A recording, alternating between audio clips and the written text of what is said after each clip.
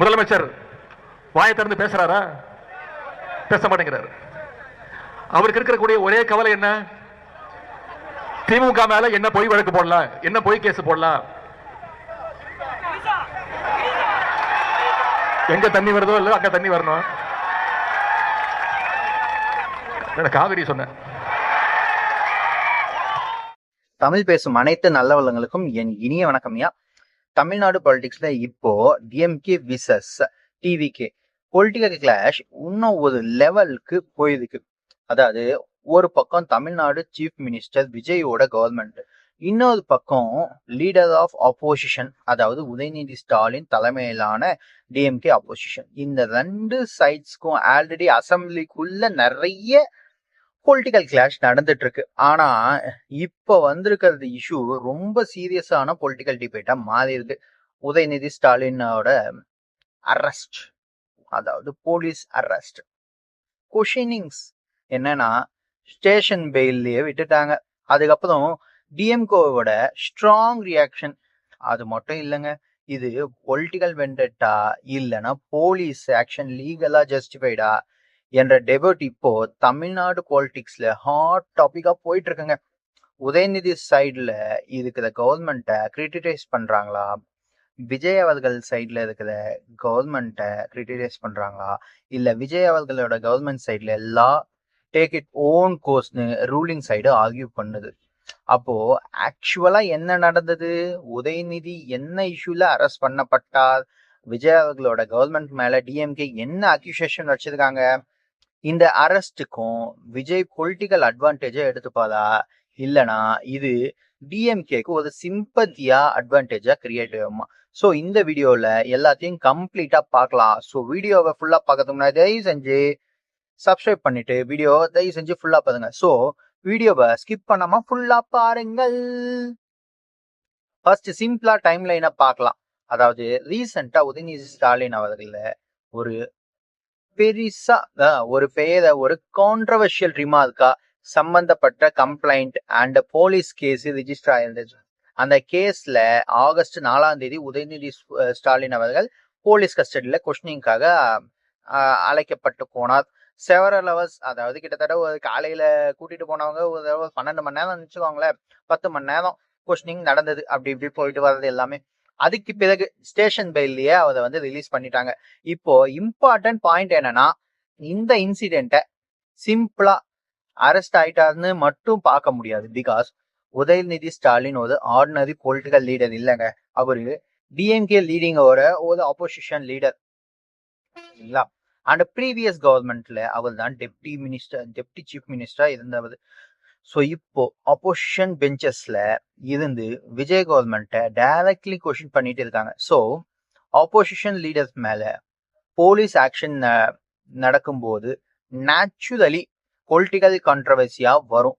DMK சைட்ல government ஆப்போசிஷனை target பண்ணுதுன்னு accusation பண்றாங்க. ரூலிங் சைட்ல என்ன சொல்றாங்கன்னா, லா அப்பீல்ஸ் ஈக்குவல் டு எவ்ரிவன், சட்டம் தன் கடமையை செய்யும், சட்டம் அனைவருக்கும் சமம்னு ஆர்குமெண்ட் வருது. இந்த ரெண்டு நெரேட்டிவ் தான் இப்போதைக்கு கிளாஷா மாறி போயிட்டு இருக்கு. சரி, இந்த கேஸோட பேக்ரவுண்ட் என்னன்னு பாத்தீங்கன்னா, இந்த உதயநிதி ஸ்டாலின் ஒரு பப்ளிக் மீட்டிங், அதாவது இந்த காவேரிக்காக ஒரு மீட்டிங் ஒன்று போட்டிருந்தாங்க. அதுல சம்பந்தமான கான்ட்ரவர்சியை ஸ்டார்ட் பண்ணாது. அதாவது இன்அப்ரோப்ரியேட்டடா இருந்த ஒரு கம்ப்ளைண்ட்டை அலிஜ் பண்ணாது. தேவையில்லாத வார்த்தைகளை பேசி அதை பேஸ் பண்ணி தான் போலீஸ் கேஸ் ப்ரொசீட் பண்ணியிருக்காங்க. இந்த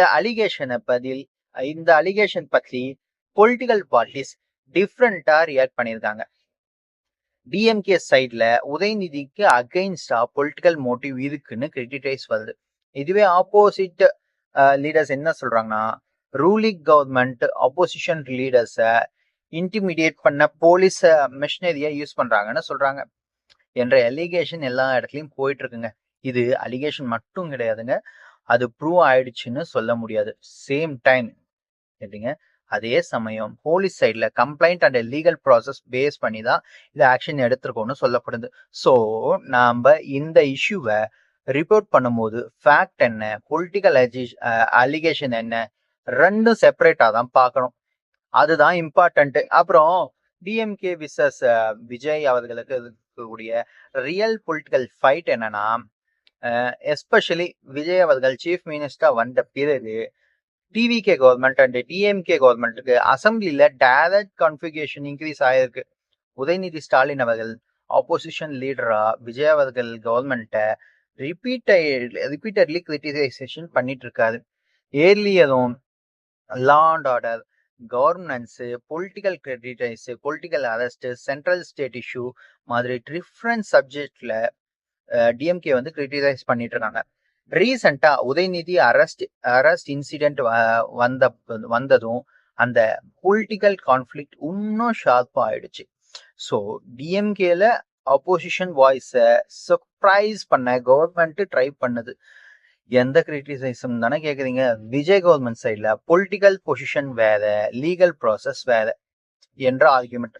ஸோ இந்த இஷ்யூ லீகல் கேஸா இருந்தாலும் பொலிட்டிக்கல் இம்பேக்டை டெஃபினெட்லி இருக்குங்க. பொலிட்டிக்கல் இம்பேக்டா டெஃபினெட்லி இருக்கும்.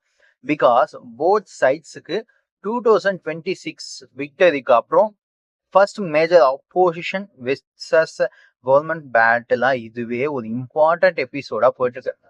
சரி, விஜய் அவர்களோட கவர்மெண்ட்க்கு இது அட்வான்டேஜா அப்படின்னு பாத்தீங்கன்னா, இது ஸ்ட்ரெயிட்டா எஸ்ன்னு சொல்ல முடியாது.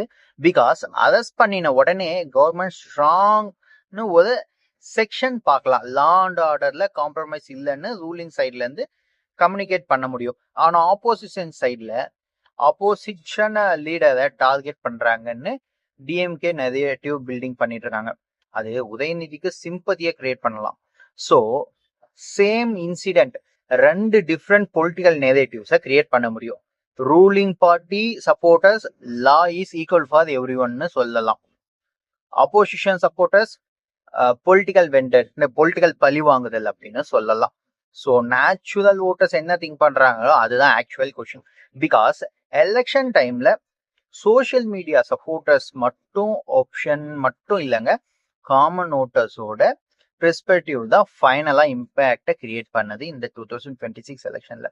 ஸோ இப்போ நடந்த அரெஸ்ட்டை வச்சு உதயநிதி அவர்களுக்கு சிம்பத்தி வேவ்ஸ் வருமா, சிம்பத்தி வேவ்ஸ் கிரியேட் ஆயிருக்குமா அப்படின்னு பார்க்கலாம். ஒரு ஆப்போசிஷன் லீடரை கவர்மெண்ட் ஆக்ஷன் ஃபேஸ் பண்ணும்போது சம் சிம்பத்தி கிரியேட் பண்ணலாம்.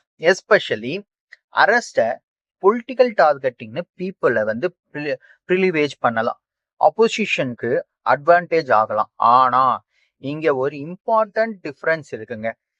கேஸோட அலிகேஷன்ஸ் இட்செல்ஃப் பப்ளிக் டிபேட்ல இருக்கு. ஸோ பீப்புள் ரிவெஞ்சா இல்ல பொலிட்டிக்கல் ரிவெஞ்சா ஆர் லீகல் ஆக்ஷன் நெசசரியான்னு டிஃப்ரெண்டான டிவைட் ஆகலாம். உதயநிதி ஸ்டாலின் அவர்களுக்கு சிம்பத்தி வருமோ இல்லையோன்னு இம்மீடியட்டா ப்ரெடிக்ட் பண்ண முடியாது. பட் ஒன் திங் கிளியரா நம்ம சொல்லலாம், இந்த இன்சிடென்ட் உதயநிதி அவர்களோட பொலிட்டிக்கல் விசிபிலிட்டியை டெஃபினெட்லி இன்க்ரீஸ் பண்ணிருக்கு.